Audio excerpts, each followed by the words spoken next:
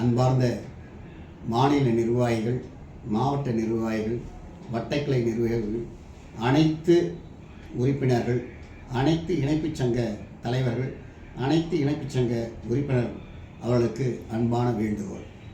எதிர்வருகிற 21/9/2025 அன்று நமது பொது சங்கத்தின் சார்பாக அனைத்து இணைப்பு சங்கங்களுடன் கலந்த ஆலோசனை கூட்டம் புதுக்கோட்டை மாவட்ட சங்க கட்டிட கூட்டரங்கில் மாநில தலைவர் எஸ். மதுரம் அவர்கள் தலைமையில் கே. கணேசன் அவர்கள் முன்னிலையில் நடைபெற இருக்கிறது.